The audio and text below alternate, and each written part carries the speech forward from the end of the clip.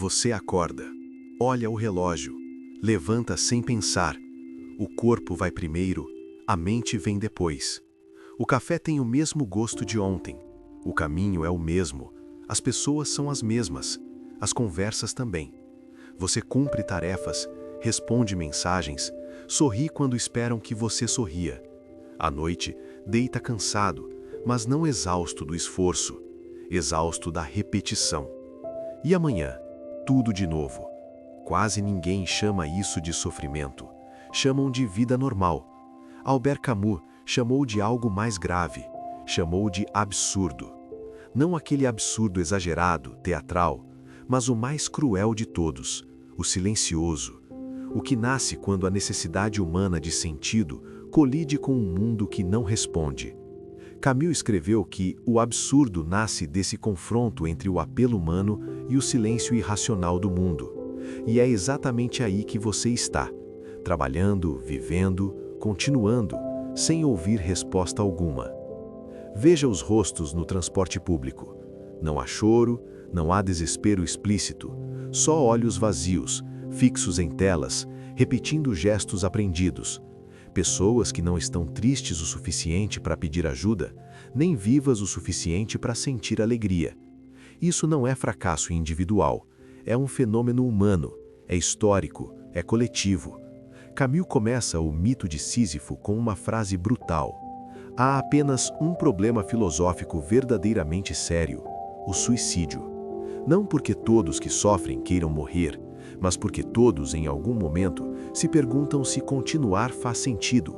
A maioria não verbaliza, apenas continua, no automático. Sísifo empurra a pedra montanha acima todos os dias. Ela cai, ele volta, empurra de novo. Não há progresso, não há final, só repetição. Camus não escolheu esse mito por acaso. Ele escolheu porque é exatamente assim que muita gente vive. Trabalha para pagar contas, paga contas para continuar trabalhando. Espera o fim de semana como quem espera um anestésico. Espera férias como quem espera respirar. E depois volta. Sempre volta. Há algo profundamente triste nisso. Pais que passam a vida inteira esperando a aposentadoria e morrem poucos meses depois. Pessoas que odeiam o que fazem, mas dizem é o que tem. Relacionamentos mantidos não por amor, mas por hábito. Gente que diz tá tudo bem, com a voz cansada, esperando que ninguém pergunte mais nada. Camus não romantiza essa dor. Ele expõe, ele insiste que o perigo não está no sofrimento intenso, mas na aceitação cega. Quando você para de questionar, quando transforma o vazio em rotina, você comete o que ele chamou de suicídio filosófico. Você continua respirando, mas abandona a lucidez. Este vídeo não é sobre motivação, não é sobre esperança fácil, é sobre encarar o que quase ninguém quer encarar. Que talvez o problema não seja você, talvez o problema seja viver como se a repetição fosse normal, como se o cansaço fosse sinal de maturidade, como se anestesiar a própria alma fosse o preço da sobrevivência. Camus não oferece consolo, ele oferece clareza. E clareza dói, mas também acorda, porque talvez o maior perigo da vida moderna não seja morrer, seja viver todos os dias iguais, até o fim. Há um tipo de morte que não interrompe o coração. Ela apenas desacelera a consciência. A pessoa continua andando, falando, trabalhando, cumpre horários, ri quando convém, mas algo dentro dela já parou. Não houve tragédia, não houve queda, houve repetição demais. Albert Camus entendeu isso cedo. Para ele, o drama humano não começa no sofrimento extremo, mas no instante em que a vida se torna previsível demais, quando os dias passam a se copiar, quando o amanhã já nasce cansado. Em O Mito de Sísifo, ele escreve que o absurdo surge quando o hábito quebra os elos que nos ligavam à vida. Não é a dor que nos separa do mundo, é o costume. A rotina, vendida como estabilidade, age como uma prisão sem grades. Ela não obriga, ela acostuma. E tudo que acostuma deixa de ser questionado. O despertador toca, o corpo levanta, o dia acontece sem pedir permissão. A mente apenas acompanha. Esse é o momento exato em que o absurdo se instala. O mundo continua girando, indiferente, enquanto o ser humano ainda insiste em perguntar, mesmo sem saber como. Camus não dizia que trabalhar, repetir ou sobreviver eram erros. O erro começa quando isso vira tudo, quando a vida se resume a manter o funcionamento. Ele afirma que um dia vem, depois outro, e é sempre o mesmo. Essa frase não é poética, é clínica. Ela descreve milhões de pessoas que vivem anos inteiros sem um único instante de presença real. Veja a tristeza discreta de quem conta os dias até o fim do mês. A melancolia silenciosa de quem espera o ano acabar para então, talvez, começar a viver. Não há gritos, só um cansaço que não passa dormindo. Sísifo empurra a pedra, não porque acredita no topo, mas porque não vê alternativa. A tragédia não está na pedra, está na consciência de que ela sempre cairá, e ainda assim, levantar todos os dias como se isso fosse suficiente. Existe um momento exato em que algo se rompe por dentro. Não faz barulho, não deixa marcas visíveis. A pessoa ainda cumpre tudo o que é esperado, mas já não espera nada. É aí que a alma começa a recuar, não por fraqueza, mas por exaustão. Camus toca nesse ponto com uma precisão desconfortável.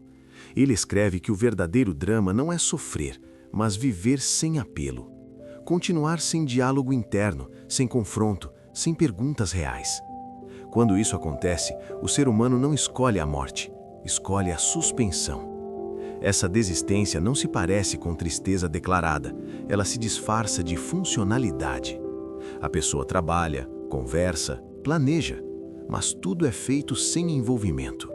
O mundo passa a ser suportado, não vivido. Camus chamava isso de uma forma de suicídio silencioso, não do corpo, mas da consciência. Há algo profundamente perturbador nisso, porque é socialmente aceitável. Ninguém estranha quem diz, é assim mesmo. Ninguém questiona quem responde, normal, quando perguntam como está. Essa palavra se tornou o maior anestésico da modernidade. Normal significa aguentável, normal significa suportável, normal significa vazio sem escândalo. Camus alerta que aceitar respostas prontas é mais perigoso do que não ter resposta alguma. Quando alguém se agarra a rotinas, crenças automáticas ou papéis sociais apenas para não encarar o vazio, ela abdica da própria lucidez. Ele escreve que o hábito de viver precede o hábito de pensar. E quando pensar dói, viver vira apenas um reflexo condicionado. Os exemplos estão por toda parte. Pessoas que permanecem décadas em relações onde não existe afeto, apenas logística. Profissionais que odeiam o que fazem, mas dizem que seria tarde demais para mudar. Gente que não sente alegria nem dor, apenas uma sequência de dias iguais. Aqui, a tragédia não é o sofrimento intenso, é a ausência dele. Porque onde nada é sentido, nada é questionado. E onde nada é questionado, a vida segue, sem ninguém realmente presente. Há uma ideia perigosa que se espalhou com o tempo, a de que aceitar tudo é sinal de maturidade. Camus discordaria com veemência. Para ele, aceitar sem questionar não é sabedoria, é rendição. E a rendição, quando feita em silêncio, corrói a dignidade humana. Depois de reconhecer o absurdo, surge uma encruzilhada: fugir ou encarar. Camus rejeita as duas fugas mais comuns, a esperança ilusória e a desistência. Ele escreve que a esperança é uma forma de evasão. Esperar que a vida faça sentido algum dia é adiar a única coisa que temos agora, a lucidez. A revolta, em Camus, não é grito nem violência, é permanência consciente. É continuar vivendo sem mentir para si mesmo. Saber que não há garantias, recompensas finais ou justificativas cósmicas e ainda assim escolher estar aqui. Ele afirma que revoltar-se é afirmar a própria existência. Isso muda tudo, porque o absurdo deixa de ser um peso e se transforma em um critério. Ele separa quem vive no automático de quem assume a própria condição. A pessoa que se revolta não busca conforto, busca verdade, e verdade raramente é confortável. Há algo de estranhamente libertador nisso. Quando nada promete salvação, cada gesto ganha valor por si só. Quando o futuro não oferece garantias, o presente deixa de ser descartável. Camus sugere que Sísifo pode ser imaginado feliz não porque venceu o absurdo, mas porque o reconheceu. A pedra não engana mais. Na vida real, isso aparece nos momentos de ruptura. Pessoas que, após perder tudo, deixam de fingir. Gente que, depois de um colapso, passa a viver com menos medo e mais presença. A dor não a salvou. A lucidez, sim. A revolta não resolve o absurdo. Ela impede que ele nos destrua por dentro. É a recusa diária em viver como se a vida fosse apenas algo a ser suportado. Durante muito tempo, o que Camus escreveu soou como intuição filosófica. Hoje, soa como diagnóstico. A ciência moderna, ao estudar a mente e o comportamento humano, chegou a conclusões inquietantemente próximas das dele. Não por poesia, mas por dados. O cérebro humano não foi feito para a repetição vazia. Quando os dias se tornam previsíveis demais, a mente entra em modo econômico. Áreas ligadas à atenção e ao sentido diminuem a atividade. A consciência se retrai. É por isso que tantas pessoas dizem que os anos passaram rápido. Não passaram, foram pouco registrados. A psicologia chama isso de despersonalização. A neurociência observa a queda de estímulos ligados à dopamina quando tudo se repete sem propósito percebido. O resultado é um estado que não é depressão clássica, mas algo mais sutil e mais comum: a anedonia, a incapacidade de sentir prazer. Camus descreveu isso décadas antes, quando afirmou que o homem se esgota na repetição de gestos cujo sentido ele já não interroga. O burnout moderno não nasce do excesso de trabalho apenas, ele nasce da falta de significado. Pessoas suportam jornadas duras quando entendem o porquê. O colapso surge quando o esforço não conversa com nenhum valor interno, exatamente o conflito que Camus chamou de absurdo, o desejo humano de sentido enfrentando um mundo que não responde. A ciência também confirma algo ainda mais perturbador. A consciência dói. Quanto mais lúcida a pessoa, maior o desconforto inicial. O cérebro prefere atalhos, hábitos, automatismos. Questionar exige energia. Camus sabia disso quando escreveu que pensar é aprender a morrer. Não morrer fisicamente, mas abandonar ilusões confortáveis. Nada disso aponta para uma solução fácil. Nem Camus prometeu uma. O que existe é uma escolha diária: viver anestesiado ou viver consciente. A ciência chama de engajamento. Camus chamou de revolta. Palavras diferentes para a mesma decisão fundamental. No fim, tudo converge para a mesma constatação incômoda. A vida pode não ter um sentido pronto, mas a ausência de sentido não nos condena, ela nos responsabiliza. E talvez essa seja a forma mais honesta de liberdade que existe.